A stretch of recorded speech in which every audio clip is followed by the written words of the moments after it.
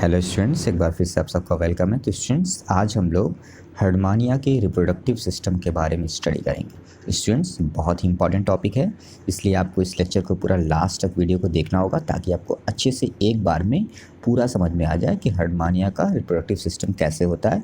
और मैं आपको बहुत ईजीएस्ट तरीके से, आपको बिल्कुल आसानी से, बिना किसी टेंशन के, आराम से मैं आपको जो है एक बार में बहुत आसानी से सारी बातें समझा दूंगा और आपको सारा कुछ समझ में भी आ जाएगा हर्डमानिया का रिप्रोडक्टिव सिस्टम। और मैं इसकी पीडीएफ भी अपने टेलीग्राम चैनल के थ्रू आप सबको फ्री में प्रोवाइड कर दूंगा। तो स्टूडेंट्स, ये क्वेश्चन बहुत ही इंपॉर्टेंट है, हमारे बीएससी के जूलॉजी के पेपर्स में पूछा जाता है, तो इसलिए इसको आपको बहुत ध्यान से सुनना होगा मेरे लेक्चर को, ताकि आपको हर्डमानिया का रिप्रोडक्टिव सिस्टम बहुत अच्छे से समझ में आ जाए। तो स्टूडेंट्स, इससे पहले मैं आप सबसे एक और रिक्वेस्ट करना चाहूँगा कि अगर आप चैनल पर पहली बार विजिट कर रहे हैं तो प्लीज़ चैनल को सब्सक्राइब कर लीजिए, बेल नोटिफिकेशन को भी ऑन कर लीजिए, वीडियो को लाइक भी कर दीजिए। और हर्डमानिया के रिप्रोडक्टिव सिस्टम से जुड़ी अगर कोई भी प्रॉब्लम हो रही है, आपको कोई भी क्वेश्चन है आपका, तो आप बिल्कुल कमेंट करिए, मैं आप सबके कमेंट का भी रिप्लाई करूंगा। तो स्टूडेंट, चलिए पढ़ते हैं रिप्रोडक्शन ऑफ हर्डमानिया। तो स्टूडेंट, जैसा कि ऑलरेडी आपको पता होगा या फिर शायद नहीं भी पता होगा कि हर्डमानिया फाइलम कॉर्डेटा का ही एनिमल होता है, यानी ये फाइलम कॉर्डेटा में ही आता है, ठीक है ना। लेकिन फाइलम कॉर्डेटा के सब फाइलम यूरोकॉर्डेटा में ये रखा गया है, ठीक है ना। तो सबसे पहली बात आपको जो याद रखनी है वो ये क्या, कि हर्डमानिया जो है वो सब फाइलम यूरोकॉर्डेटा का एनिमल है, ठीक है ना, यूरोकॉर्डेटा का एनिमल होता है, ठीक है। तो ये चीज़ आपको याद रखनी, क्योंकि हमारे पेपर में, हमारे बीएससी के एग्जाम में यूरोकॉर्डेट एनिमल के नाम से भी ये पूछा जाता है। तो हर्डमानिया जो है वो सब फाइलम यूरोकॉर्डेटा से बिलोंग करता है। क्लास होती है एसिडेसिया, ऑर्डर होता है स्टेलिडो ब्रांचिया, और जीनस का नाम है हर्डमानिया, ठीक है ना। ये तो चीज़ें आपको ऑलरेडी पता होंगी। लेकिन स्टूडेंट्स, हम लोग पढ़ रहे हैं क्या, रिप्रोडक्शन ऑफ हर्डमानिया। तो सीधे आते हैं टॉपिक पे। स्टूडेंट्स, हर्डमानिया बाइसेक्सुअल होता है। बाइसेक्सुअल का मतलब क्या होता है कि एक ही हर्डमानिया के अंदर, एक हर्डमानिया की बॉडी के अंदर मेल और फीमेल दोनों सेक्स ऑर्गन डेवलप होते हैं, यानी एक ही बॉडी के अंदर मेल और फीमेल दोनों रिप्रोडक्टिव ग्लैंड्स, या फिर बोल सकते हैं गैमीट्स, या फिर बोल सकते हैं सेक्स ऑर्गन, ये सारी चीज़ें डेवलप होती हैं। तो इस कंडीशन को हम क्या बोलते हैं, हर्माफ्रोडाइट कंडीशन कहते हैं, ठीक है ना, या फिर हम इसको बाइसेक्सुअल कंडीशन कहते हैं। जैसे कि अर्थवॉर्म होता है, आपने अर्थवॉर्म के बारे में सुना होगा, जिसको हम हिंदी में केचुआ बोलते हैं, ठीक है ना। वो भी क्या होता है, हर्माफ्रोडाइट या फिर बाइसेक्सुअल होता है, क्योंकि उसके भी अंदर एक ही केचुआ या एक ही अर्थवॉर्म की बॉडी के अंदर मेल और फीमेल दोनों सेक्स ऑर्गन डेवलप होते हैं। इसी तरह से हर्डमानिया भी है। इसका मतलब कि हर्डमानिया में मेल हर्डमानिया अलग और फीमेल हर्डमानिया अलग, ऐसा नहीं होता है। एक ही हर्डमानिया जो होता है उसी में मेल फीमेल दोनों सेक्स ऑर्गन अंदर पाए जाते हैं। लेकिन स्टूडेंट्स, यहाँ पर एक और बात बहुत इंपॉर्टेंट लिखी है, प्रोटोगाइनस कंडीशन। यानी हर्डमानिया जो है वो बाइसेक्सुअल तो होता है, लेकिन प्रोटोगाइनस कंडीशन होती है। मतलब क्या, कि फीमेल सेक्स ऑर्गन जो है वो पहले डेवलप होगा बॉडी में, और उसी बॉडी में male sex organ female sex organ के डेवलप हो जाने के बाद, यानी देरी से डेवलप होगा, लेट डेवलप होगा, ठीक है ना। यानी एक ही टाइम पे दोनों सेक्स ऑर्गन अंदर बॉडी में डेवलप नहीं होंगे हर्डमानिया के। फीमेल सेक्स ऑर्गन पहले डेवलप होगा और मेल सेक्स ऑर्गन बहुत बाद में डेवलप होगा। तो इस चीज़ को ही हम क्या बोलते हैं, बायो में इस कंडीशन को हम क्या बोलते हैं, प्रोटोगाइनस कहते हैं। इसी तरह स्टूडेंट्स, बिल्कुल इसका अपोजिट अगर होता, अपोजिट का मतलब क्या, कि अगर मेल सेक्स ऑर्गन पहले डेवलप होता और फीमेल सेक्स ऑर्गन बाद में डेवलप होता, तो उस कंडीशन को हम बोलते हैं प्रोटेंड्रस। क्या बोलते हैं स्टूडेंट्स, प्रोटेंड्रस, ठीक है ना, प्रोटेंड्रस कंडीशन, ठीक है ना। तो प्रोटेंड्रस कंडीशन में क्या होता है, मेल सेक्स ऑर्गन पहले डेवलप होता है बॉडी के अंदर और फीमेल सेक्स ऑर्गन बाद में डेवलप होता है। लेकिन यहाँ हर्डमानिया के केस में क्या है, हर्डमानिया के केस में प्रोटोगाइनस कंडीशन, यानी फीमेल सेक्स ऑर्गन पहले डेवलप हो रहा है और मेल सेक्स ऑर्गन जो है वो बाद में डेवलप होता है, ठीक है ना स्टूडेंट्स। इसी वजह से सेल्फ फर्टिलाइजेशन नहीं हो पाता। सेल्फ फर्टिलाइजेशन का मतलब क्या हुआ, कि बॉडी के अंदर ही, क्योंकि जब हमारी बॉडी में ही दोनों गैमेट बनेंगे, अगर मान लीजिए कि हर्डमानिया के, क्योंकि हर्डमानिया बाइसेक्सुअल है, इसका मतलब उसके अंदर मेल फीमेल दोनों सेक्स ऑर्गन मौजूद हैं, तो इसका मतलब ये हुआ कि उसके अंदर स्पर्म भी बनेगा, उसी के अंदर ओवम भी बनेगा। मेल सेक्स ऑर्गन में स्पर्म बनेगा, फीमेल सेक्स ऑर्गन में ओवम बनेगा, एग बनेगा, और दोनों स्पर्म और ओवम आपस में फ्यूज़ हो जाएंगे, उसी को बोलेंगे फर्टिलाइजेशन। तो अगर हर्डमानिया हर्माफ्रोडाइट है, बाइसेक्सुअल है, इसका मतलब उसके अंदर सेल्फ फर्टिलाइजेशन होना चाहिए, लेकिन सेल्फ फर्टिलाइजेशन नहीं होता। क्यों नहीं होता, क्योंकि प्रोटोगाइनस कंडीशन होती है। प्रोटोगाइनस कंडीशन होने का मतलब क्या, कि फीमेल सेक्स ऑर्गन पहले डेवलप होता है, मेल सेक्स ऑर्गन बाद में डेवलप। एक ही टाइम पे दोनों सेक्स ऑर्गन डेवलप नहीं होते, इसलिए एक ही टाइम पे दोनों गैमीट्स यानी स्पर्म और एग दोनों एक ही टाइम पे प्रेजेंट नहीं होते। और जब एक टाइम पे स्पर्म और एग प्रेजेंट नहीं होंगे बॉडी के अंदर, तो फिर कभी भी सेल्फ फर्टिलाइजेशन नहीं हो पाएगा, तो इसलिए हर्डमानिया में सेल्फ फर्टिलाइजेशन नहीं होता। ठीक है स्टूडेंट्स, आपको समझ में आ गया। अब चलिए इस नोट्स में थोड़ा और आगे बढ़ते हैं स्टूडेंट्स और देखते हैं आगे क्या लिखा हुआ है। तो स्टूडेंट्स यहाँ पर अगर आप आगे देखोगे तो लिखा हुआ है गोनैड्स के बारे में। स्टूडेंट गोनैड्स क्या होते हैं, ठीक है ना।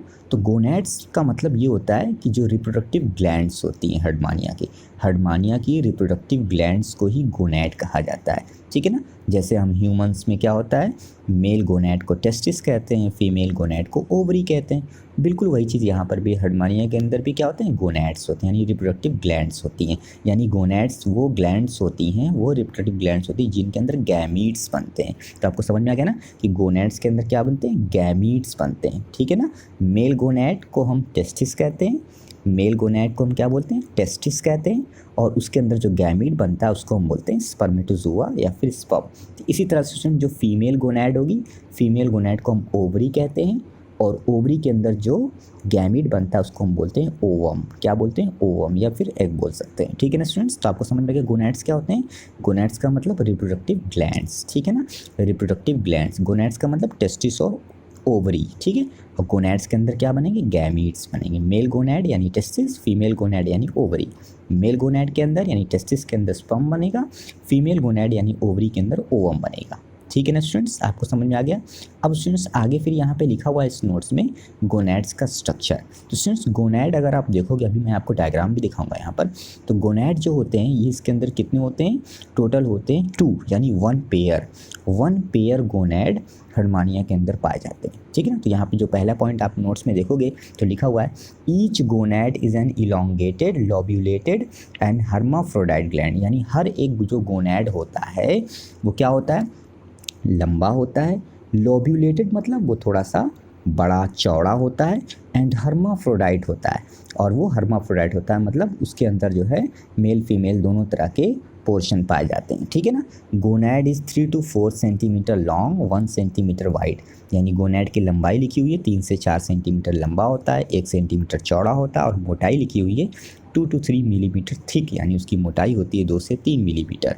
आगे स्टूडेंट्स यहाँ पे लिखा है, लास्ट में यहाँ पे अगला देखो लिखा है there are 10 to 25 distinct rounded lobes are present in the 2 rows on either side of a central axis। अब यहाँ पता जा रहा है कि एक गोनैड के अंदर 10 से लेकर 25 राउंडेड लोब्स होते हैं जो एक सेंट्रल एक्सिस के दोनों साइड में पाए जाते हैं। अब स्टूडेंट्स मैं आपको ये डायग्राम दिखा देता हूँ पहले, ताकि आपको कन्फ्यूजन न रहे। स्टूडेंट्स यहाँ आप डायग्राम देखो, मैं इसकी नोट्स आपको टेलीग्राम पे प्रोवाइड कर दूँगा। स्टूडेंट्स ये जो फिगर बना हुआ है ये एक गोनैड है, क्या है, ये एक गोनैड का फिगर है। ऐसे 2 गोनैड होते हैं हर्डमानिया के अंदर, तो ये एक सिंगल गोनैड है, ठीक है ना। इस सिंगल गोनैड में आप क्या देखते हो, इस सिंगल गोनैड में आप क्या देख रहे हो कि यहाँ पर आपको जो है लोब्स दिखाई दे रहे हैं। लोब्स कहाँ दिखाई दे रहे हैं, लोब्स आपको दिखाई दे रहे हैं, ये जो सारे आप देख रहे हो ये सब क्या है, ये सब लोब हैं। ये भी एक लोब है, इधर भी देखो लोब है, ठीक है ना। तो यही जो लिखे हुए हैं ये सारे लोब हैं, ये सब लोब हैं। और ये बीच में आप इसको क्या मान लो, ये बीच में आप मान लो ये एक सेंट्रल एक्सिस हो गई। तो एक सेंट्रल एक्सिस के दोनों साइड में जो है आपको क्या दिखाई देगा, लोब दिखाई देंगे बहुत सारे। तो ये एक सिंगल गोनैड है और इसमें बहुत सारे लोब हैं दोनों साइड में, ठीक है ना। और बीच में एक आप सेंट्रल एक्सिस मान लें और उसके दोनों साइड में आपको खूब सारे लोब दिखाई दे रहे हैं। ये हर जो एक लोब होता है ना, इस हर एक लोब के अंदर क्या होता है, 2 तरह की चीज़ें होती हैं। अगर मैं इस डायग्राम को जूम करूं थोड़ा सा तो मैं आपको दिखा पाऊंगा। देखो स्टूडेंट्स ध्यान से देखना, ठीक है। यहाँ पे देखो, अब यहाँ पर क्या है कि हर एक लोब, ठीक है ना, ये एक गोनैड का एक लोब हो गया। इस लोब में अगर आप ध्यान से देखोगे ना तो आपको पता चलेगा इसमें 2 पोर्शन, 2 एरिया आपको दिखाई देंगे। एक एरिया जो आपको दिखाई देगा वो ये वाला है, ठीक है ना, और एक एरिया आपको दिखाई देगा ये जो थोड़ा नीचे वाला है, ये वाला एरिया आप देख रहे हो ना यहाँ पे, जहाँ पे मैं दिखा रहा हूँ आपको, ये वाला एरिया, ठीक है ना। तो हर एक गोनैड की हर एक लोब, टोटल 2 गोनैड होते हैं, ये पूरा एक गोनैड है, ये पूरा फिगर एक गोनैड है। इसमें बहुत सारे लोब आपको दिखाई दे रहे हैं। हर एक लोब यानी गोनैड के हर एक लोब में 2 तरह के पार्ट हैं। एक पार्ट ये बाहर वाला जो पेरिफेरल पार्ट है, और एक ये थोड़ा अंदर वाला जो पार्ट है। जो बाहर वाला पार्ट है स्टूडेंट्स, वो जो पार्ट है वो दरअसल उसका मेल एरिया है, मतलब मेल वाला पार्ट है, मेल रिप्रोडक्टिव एरिया है। वहाँ पर स्पर्म बनते हैं। कहाँ पर स्पर्म बनते हैं, यहाँ पर। आपको समझ में आ गया ना, यहाँ पर स्पर्म बनेगा। और यहाँ पर बनेगा एग, ठीक है। तो हर एक लोब में दो पार्ट हैं, बाहर वाला जो पार्ट है वो मेल पार्ट है, उसको हम टेस्टिस कह सकते हैं, और अंदर वाला जो पार्ट है वो ओवरी वाला पार्ट है, और उसको वहाँ पे क्या बनता है, एग बनता है, ठीक है। आपको समझ में आ गया ना। तो इस तरह से आप क्या देख रहे हो कि इस पूरे एक गोनैड में खूब सारे लोब हैं, और हर एक लोब में जो है दो तरह के पार्ट हैं, एक है टेस्टिस और एक है ओवरी, ठीक है ना। तो दो तरह के, यानी हर एक लोब में दो तरह के पोर्शन, दो तरह के एरिया है। एक उसका जो एरिया है उसको हम बोलते हैं क्या, उसको हम बोलते हैं ओवेरियन लोब, और दूसरा वाला एरिया जो होता है उसको हम बोलते हैं टेस्टिस लोब। देखो यहाँ पे लिखा हुआ है टेस्टिस लोब और ओवेरियन लोब। तो ओवेरियन लोब और टेस्टिस लोब आपको समझ में आ गया होगा ना, कहाँ पर है ओवेरियन लोब और कहाँ पर है टेस्टिस लोब। तो ये जो है ये टेस्टिस लोब है, और ये क्या है, ये ओवेरियन लोब है। यहाँ पर देखो तो ये क्या है, ये टेस्टिस लोब है, और ये क्या है, ओवेरियन लोब है। तो आपको समझ में आ गया कि हर एक लोब में दो पोर्शन है, दो पार्ट हैं, एक टेस्टिस लोब और एक ओवेरियन लोब होता है। तो इस तरह से आप ये पूरा एक गोनैड जो आप बड़ा सा देख रहे हो, ये पूरा एक गोनैड है, ठीक है ना। ये पूरा क्या है, एक गोनैड है पूरा, ठीक है। और इसमें खूब सारे आपको लोब दिखाई दे रहे हैं, हर लोब में दो पोर्शन है, एक ओवेरियन लोब और एक टेस्टिस लोब, ठीक है स्टूडेंट्स। तो आपको समझ में आ गया। अब दूसरी बात ये स्टूडेंट्स, अब ज़रा ध्यान से देखना आप, ठीक है ना। मैं इसी डायग्राम से आपको पूरा सब कुछ समझा देता हूँ। देखो स्टूडेंट्स ध्यान से देखो आप कि यहाँ पर क्या है कि जो टेस्टिस लोब है, ये जो टेस्टिस लोब है, इस टेस्टिस लोब में क्या बन रहा है, स्पर्म बन रहा है। यहाँ पर मेल गैमेट बन रहा है, स्पर्म। और ये जो लोब है ये वाला यहाँ पर, जिसको हम ओवेरियन लोब कहते हैं, वहाँ पे एग बन रहा है। तो टेस्टिस लोब में जो स्पर्म बन रहा है वो इस डक्ट से, कौन सी डक्ट, ये जो पिंक कलर की डक्ट है, ठीक है ना, ये जो पिंक कलर की डक्ट है उसको, उसकी मैं बात करता हूँ, ठीक है ना। ये जो पिंक कलर की डक्ट यहाँ पे आपको दिख रही है, ये जो दोनों डक्ट है, इस डक्ट के थ्रू जो है जो स्पर्म होता है वो स्पर्म इस टेस्टिस लोब में जो बना हुआ स्पर्म है वो इस डक्ट के थ्रू जो है आता है, यहाँ पे आता है, ठीक है ना। तो ये जो डक्ट है, इस डक्ट का क्या नाम है, तो इस डक्ट को कहा जाता है, इस डक्ट को बोलते हैं स्पर्म डक्ट्यूल। क्या बोलेंगे स्टूडेंट्स, स्पर्म डक्ट्यूल। ये चीज़ क्या कहलाएगी, स्पर्म डक्ट्यूल। तो स्पर्मेटिक लोब में जो स्पर्म बनेगा वो स्पर्म डक्ट्यूल से होता हुआ आएगा, ठीक है ना। कहाँ आएगा, तो हर एक स्पर्मेटिक जो लोब है उसमें से दो आपको स्पर्मेटिक डक्ट्यूल दिखाई दे रही हैं। तो दोनों स्पर्मेटिक डक्ट्यूल से स्पर्म कलेक्ट करके वो आएंगे, यहाँ पर आएंगे इस पोर्शन में, ठीक है ना। जितने लोब हैं सब में वही चीज़ है, सब में स्पर्मेटिक डक्ट्यूल है, और सब स्पर्मेटिक डक्ट्यूल क्या करती है, स्पर्मेटिक लोब वाले पोर्शन में बने स्पर्म डक्ट्यूल के थ्रू आते हैं इस वाले पोर्शन में, ठीक है ना। और इस वाले पोर्शन को आप क्या बोलते हो, इस वाले पोर्शन को आप बोलते हो स्पर्मेटिक डक्ट, ठीक है ना। तो सबसे पहले क्या है, सबसे पहले टेस्टिस लोब है, टेस्टिस लोब में स्पर्म बना, स्पर्म डक्ट्यूल के थ्रू स्पर्मेटिक डक्ट में आ गया। आपको समझ में आ गया होगी पूरी बात ना, आपको समझ में अच्छे से आ जाना चाहिए स्टूडेंट्स, ठीक है ना। तो टेस्टिस लोब में जो स्पर्म बना वो क्या हुआ, वो इस टेस्टिस डक्ट्यूल से आ गया कहाँ पर, स्पर्मेटिक डक्ट में। तो ये बड़ी सी जो आपको एरिया दिखाई दे रहा है ये स्पर्मेटिक डक्ट है, ठीक है स्टूडेंट्स।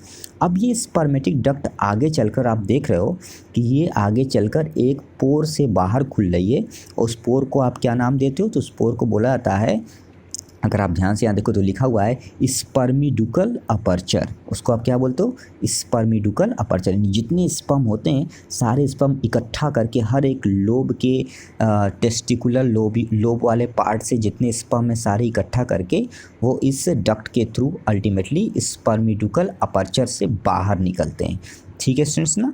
तो ये आपको मैंने क्या समझा दिया कि मेल वाला जो पाथवे था, जो पोर्शन था इस ग्लैंड में, इस गोनैड में, वो मैंने आपको दिखा दिया।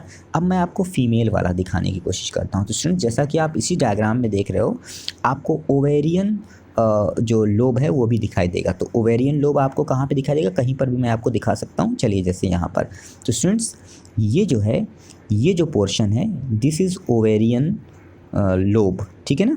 तो ये ओवेरियन लोब है। यहाँ पर क्या बनते हैं, एग बनते हैं, यहाँ पर एग बनते हैं, और ये जो एग बनते हैं ये एग जो है वो ओवेरियन डक्ट्यूल। अब ओवेरियन डक्ट्यूल कहाँ पर है? तो ओवेरियन डक्ट्यूल जो है वो आप ये जान लो कि ये जो इतना पोर्शन है, ये जो इतना पोर्शन है यही है ओवेरियन डक्ट्यूल, ठीक है ना। और ये है ओवेरियन लोब। तो ओवेरियन लोब में जो एग बना वो ओवेरियन डक्ट्यूल से होता हुआ यहाँ पर आएगा, इस वाले पोर्शन पे। तो इस वाले पोर्शन को आप क्या बोलते हो? तो इस वाले पोर्शन को जब आप यहाँ पे नाम देखोगे नोट्स में, तो वो नाम क्या लिखा हुआ है? नाम लिखा हुआ है यहाँ पे ओविडक्ट। क्या लिखा हुआ है? ओविडक्ट, ठीक है ना स्टूडेंट्स। तो अब फिर से दिखाता हूँ अब मैं आपको। तो ये जो ओवेरियन लोब है, इस ओवेरियन लोब में बना हुआ जो एग है वो ओवेरियन डक्ट्यूल से ओविडक्ट में आ जाता है। तो ये ओविडक्ट है, ये जो अभी मैं आपको दिखा रहा हूँ ये क्या है? ये ओविडक्ट है, ठीक है ना स्टूडेंट्स। तो ओविडक्ट्स के थ्रू जितने एग हैं वो सारे एग कलेक्ट करके जो है वो आते हैं। कहाँ आते हैं? आगे की तरफ। यहाँ आने के बाद ये जो आपको एक सुराख दिखाई दे रहा है जिसको बोलते हैं ओविडक्टल अपर्चर, इस ओविडक्टल अपर्चर के थ्रू सारे जो एग हैं वो बाहर निकलते हैं, ठीक है ना। बॉडी के बाहर निकलते एनस के थ्रू, आगे फिर एनस होगा और एनस के थ्रू जो एग हैं वो बाहर निकलते हैं। अब क्योंकि मैंने आपको पहले बता दिया कि प्रोटोगाइनस कंडीशन होती है, यानी फीमेल सेक्स ऑर्गन पहले बनता है, यानी कि एग पहले बनते, स्पर्म लेट बनता है। तो एग और स्पर्म दोनों एक साथ नहीं बनते, इसीलिए सेल्फ फर्टिलाइजेशन नहीं होता। तो इसीलिए फर्टिलाइजेशन कैसा होता है? क्रॉस फर्टिलाइजेशन होता है। फर्टिलाइजेशन कहाँ होता है? पानी में होता है, बाहर होता है। अभी मैं उसके बारे में आपको बताऊंगा। तो स्टूडेंट्स आपको ये फिगर समझ में आ गया होगा बहुत अच्छे से कि यहाँ पर ये जो पूरा फिगर है ये एक जो है गोनैड है। ऐसे दो गोनैड होते हैं, ये एक गोनैड है एक साइड का। इस गोनैड में आपको खूब सारे लोब दिखाई दे रहे हैं, दोनों साइड में दिखाई दे रहे हैं। बीच वाले पोर्शन को आप एक सेंट्रल एक्सिस मान लीजिए, उसके दोनों साइड में आपको लोब दिखाई दे रहे हैं। बहुत सारे लोब हैं। हर एक लोब में दो तरह का एरिया है। एक एरिया जो है उसको बोलते हैं टेस्टिस लोब और एक एरिया कहलाता है ओवेरियन लोब। हर एक लोब में दो पोर्शन है, एक टेस्टिस लोब, एक ओवेरियन लोब। टेस्टिस लोब में स्पर्म बनता है और वो स्पर्म जो होता है वो स्पर्मेटिक या स्पर्म डक्ट्यूल से होता हुआ स्पर्मेटिक डक्ट में चला आता है और जहाँ से वो आगे चलकर फिर जो है स्पर्मिडुकल अपर्चर से बाहर निकल आता है। इसी तरह से जो ओवेरियन जो पोर्शन होता है, यानी जो ओवेरियन लोब होता है, उस ओवेरियन लोब में बना हुआ जो एग है वो एग जो है वो ओवेरियन लोब से बनकर नीचे जो ओवेरियन डक्ट्यूल है उससे होता हुआ कहाँ पर हो जाता है? ओविडक्ट में आ जाता है और ओविडक्ट से फिर वो एग जो है वो ओविडक्टल अपर्चर से बाहर निकल आते हैं। पहले एग बाहर निकलता है, फिर बाद में स्पर्म बनता है, फिर स्पर्म बाहर निकलता है, दोनों एक साथ नहीं बनता, मैंने आपको कई बार बताया, ठीक है ना स्टूडेंट्स। तो ये आपको फिगर आपको समझ में आ गया होगा। अगर आपको कोई भी प्रॉब्लम नहीं, आप एक बार पूरा लेक्चर दोबारा से रिवाइज करके देखिएगा, आपको सब कुछ बहुत अच्छे से समझ में आ जाएगा। अब स्टूडेंट्स नेक्स्ट यहाँ पर गोनोडक्ट के बारे में लिखा। तो गोनोडक्ट मैंने आपको बताया, गोनोडक्ट का मतलब कि दोनों जो मेल और फीमेल जो पोर्शन है उसकी जो डक्ट है उनको गोनोडक्ट कहा जाता है, ठीक है ना। तो गोनोडक्ट का मतलब स्पर्मेटिक डक्ट और ओविडक्ट की बात की जा रही है। तो मैंने ये आपको ऑलरेडी बता दिया कि गोनोडक्ट क्या होते हैं। अब गैमीट्स की बात करते हैं। तो स्टूडेंट्स गैमीट्स जैसा कि आपको पता है कि जो टेस्टिस वाला पोर्शन है, जो टेस्टिकुलर लोब्यूल है, उसके अंदर स्पर्म बनता है और वो जो स्पर्म होता है वो लंबा सा होता है। उसका ब्रॉड आगे वाला जो पोर्शन हेड होता है वो कैसा होता है? चौड़ा और न्यूक्लिएटेड होता है, ठीक है ना। हेड के चारों ऊपर की तरफ एक्रोसोम नाम का स्ट्रक्चर पाया जाता है। स्पर्म में एक मिडिल पीस होती है और एक बड़ी लंबी सी टेल होती है। स्टूडेंट्स मैंने ऑलरेडी स्पर्म पे एक वीडियो डाल रखा है, आप चाहे तो उसको देख सकते हैं, उससे आपको स्पर्म का स्ट्रक्चर पता चल जाएगा, ठीक है ना। इसी तरह से स्टूडेंट जो ओवेरियन लोब्स होती है, ओवेरियन लोब्स के अंदर एग बनता है या ओवा बनता है या ओवम बनती है और जो एग होता है उसके अंदर येलो कलर का यॉक पाया जाता है, ठीक है ना। और वो जो यॉक होता है, यॉक क्या होता है? एक न्यूट्रिटिव सब्सटेंस होता है। मैंने ऑलरेडी इस पर भी एक वीडियो बना रखी है, आप जाकर डेवलपमेंटल बायोलॉजी की जो मेरी लिस्ट है, आप वीडियो की लिस्ट देखिएगा और वहाँ पर आपको डेवलपमेंटल बायोलॉजी में एग मिल जाएगा। वहाँ पे आपको यॉक के बारे में अगर ज़्यादा डिटेल लेनी होगी तो आप वहाँ से देख सकते हैं। तो सिंस एग के अंदर यॉक होता है और यॉक जो होता है और साथ साथ एग में एक बड़ा सा क्या होता है? न्यूक्लियस होता है, ठीक है ना स्टूडेंट्स। तो ये भी यहाँ पर हो गया। अब उसके बाद एग के चारों तरफ जो होती है वो 3 तरह की मेम्ब्रेन पाई जाती है। Number 1 vitelline membrane, number 2 inner Korean and number 3 outer Korean. तो एग के अंदर 3 तरह की मेम्ब्रेन्स होती हैं, vitelline membrane, inner Korean and outer Korean. अभी मैं आपको डायग्राम दिखाता हूँ। अब स्टूडेंट्स यहाँ पे आप दोनों डायग्राम देख रहे हैं। देखिए स्टूडेंट्स, ये दोनों जो फिगर बना हुआ है ये एक स्पर्म का फिगर है और एक किसका फिगर है, एग का फिगर है। तो ये तो हो गया स्पर्म, ठीक है ना। स्पर्म का अपर पोर्शन चौड़ा है, उसको हेड कहते हैं, उसके ऊपर वाले पोर्शन को एक्रोसोम कहते हैं, नीचे का थोड़ा पोर्शन जो होता है वो नेक और फिर मिडिल पीस कहलाता है। मिडिल पीस में माइटोकॉन्ड्रिया होता है और खूब लंबी सी टेल होती है स्पर्म की। आपको समझ में आ गया। अब ये एग जो है, इस एग के फिगर को देखो। तो एग में मैंने ऑलरेडी बताया, एग जो होता है बड़ा सा होता है, उसके अंदर एक बड़ा सा न्यूक्लियस पाया जाता है, ठीक है ना। अभी मैंने आपको बताया कि एग में 3 तरह की मेम्ब्रेन होती है। देखिए यहाँ लिखा है विटेलाइन मेम्ब्रेन, इनर कोरियन और आउटर कोरियन। तो कहाँ पर है विटेलाइन मेम्ब्रेन? तो विटेलाइन मेम्ब्रेन जो है वो आपकी ये है, ठीक है ना। तो ये जो आप देख रहे हो ये क्या है, ये विटेलाइन मेम्ब्रेन हो गई, ठीक है स्टूडेंट्स। और ये जो ग्रीन कलर की आप देख रहे हो, ये जो ग्रीन कलर की ये है इनर कोरियन। ये क्या है, इनर कोरियन, ठीक है ना। और जो एकदम बाहर वाली आप मेम्ब्रेन देख रहे हो ये आउटर कोरियन है। तो आपको अच्छे से समझ में आ गया होगा तीनों कि विटेलाइन मेम्ब्रेन कहाँ है, इनर कोरियन कहाँ है और आउटर कोरियन कहाँ पर है, ठीक है ना। तो आउटर कोरियन ये हो गई, इनर कोरियन ये ग्रीन वाली जो बनी है ये हो गई, और ये जो आप पिंक देख रहे हो ये क्या है, ये है विटेलाइन मेम्ब्रेन, ठीक है ना स्टूडेंट्स। अब ज़रा ध्यान दो, तो विटेलाइन मेम्ब्रेन और जो इनर कोरियन है उसके बीच में थोड़ा सा स्पेस है। अगर आप ध्यान से देखोगे तो ये विटेलाइन मेम्ब्रेन है और ये इनर कोरियन, इसके बीच का ये जो स्पेस है ना स्टूडेंट्स, इस स्पेस को भी नाम दिया गया है। क्या नाम दिया गया है?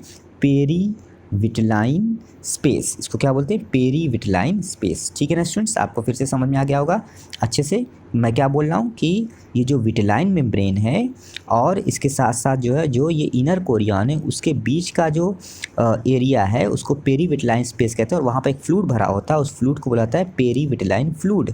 उसको क्या बोलते हैं? पेरी विटेलाइन फ्लूइड, ठीक है ना स्टूडेंट। इसी तरीके से स्टूडेंट्स अगर आप देखोगे तो यहाँ पर एकदम नीचे अगर आप देखोगे तो ये जो आउटर कोरियन और इनर कोरियन, आउटर कोरियन और इनर कोरियन मतलब ये और ये, इन दोनों के बीच का जो स्पेस है उस वाले स्पेस में एक फ्लूइड भरा होता है, उसको बोलते हैं इंटर कोरियनल फ्लूइड। उसको क्या बोलते हैं? इंटर कोरियनल फ्लूइड कहते हैं, ठीक है स्टूडेंट्स। और यहाँ पर आप जो देख रहे हो ये एग है, ये एग है और ये एग में खूब सारा यॉक भरा हुआ है। बीच में क्या है? ये न्यूक्लियस है, ठीक है ना। ये पूरा न्यूक्लियस है और इसमें जो आपको छोटे छोटे दिख रहे हैं वे इसका डीएनए या क्रोमोसोम्स हैं, यानी क्रोमेटिन ग्रेन्यूल्स है। और बीच में जो डार्क कलर का दिख रहा है वो न्यूक्लियस का न्यूक्लियोलस है। तो स्टूडेंट्स आपको एग जो है समझ में आ गया होगा, स्पर्म भी समझ में आ गया होगा। अब स्टूडेंट्स यहाँ पर फर्टिलाइजेशन के बारे में लिखा हुआ है। स्टूडेंट्स फर्टिलाइजेशन जैसा कि मैंने ऑलरेडी आपको बता दिया था, हर्डमानिया जो होता तो है बाइसेक्सुअल, लेकिन फर्टिलाइजेशन उसमें सेल्फ नहीं होता। तो सेल्फ फर्टिलाइजेशन नहीं होता है, क्यों नहीं होता? क्योंकि एक टाइम में दोनों गैमीट्स नहीं बनते, क्योंकि दोनों सेक्स ऑर्गन एक टाइम में मैच्योर नहीं होते हैं बॉडी के अंदर। फीमेल पहले मैच्योर होता है, मेल बाद में मैच्योर होता है, ठीक है ना, यानी प्रोटोगाइनस कंडीशन होती है। इसलिए हर्डमानिया के केस में स्पर्म बाद में रिलीज़ होता है, पहले एग बॉडी से बाहर आ जाता है, एनस के थ्रू बॉडी से बाहर पानी में आ जाता है। पानी में जब एग आ जाता है फिर थोड़े वक्त बाद जो है स्पर्म रिलीज़ होता है और स्पर्म जो है वो भी पानी में आता है बाहर। और पानी में क्योंकि हर्डमानिया जो होता है वो क्या होता है, वो एक मरीन एनिमल है, वो एक्सक्लूसिवली मरीन है, वो शैलो वाटर में पाया जाता है, ठीक ना, समुद्र में पाया जाता है, ठीक है। तो वहाँ पर समुद्र के पानी में ही जो है मेल और फीमेल गैमीट्स यानी स्पर्म और एग दोनों आपस में क्या होते हैं? फ्यूज़ होते हैं। बॉडी के अंदर फ्यूज़ नहीं होते, बाहर होते हैं, ठीक है ना। तो बॉडी के अंदर फ्यूज़ नहीं होते, बाहर होते हैं, तो इसको हम बोलते हैं एक्सटर्नल फर्टिलाइजेशन। तो एक्सटर्नल फर्टिलाइजेशन होता है और साथ ही साथ जो है क्रॉस फर्टिलाइजेशन होता है। सेल्फ नहीं होता, सेल्फ तब होता जब बॉडी के अंदर होता, ठीक है ना। तो वो इंटरनल होता और वो सेल्फ होता। बाहर इसलिए मैं बाहर वाला जो बाहर फर्टिलाइजेशन होगा पानी में जो फर्टिलाइजेशन होगा यानी बॉडी के बाहर, वो क्रॉस भी हो सकता है क्योंकि बहुत सारे हर्डमानिया होते हैं। तो किसी भी हर्डमानिया का स्पर्म किसी दूसरे हर्डमानिया के एग से फर्टिलाइज हो सकता है। तो क्रॉस फर्टिलाइजेशन होता है।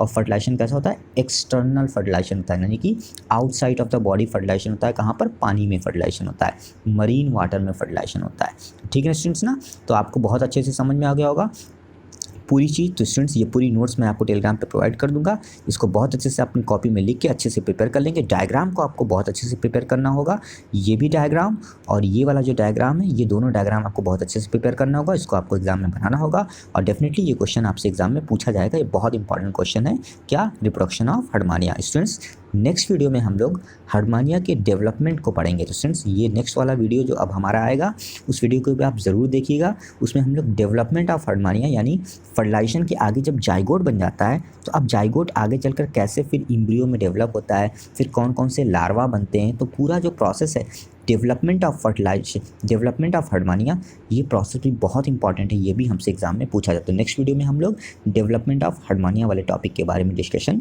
करेंगे। फिलहाल इस वीडियो में हमने क्या पढ़ा? Fertilisation of reproduction of Herdmania. तो स्टूडेंट्स वीडियो को लाइक ज़रूर कर देंगे। किस तरह का कोई क्वेश्चन हो तो क्वेश्चन जरूर करेंगे, वीडियो को लाइक ज़रूर कर देंगे। वीडियो को लास्ट तक देखने के लिए थैंक यू।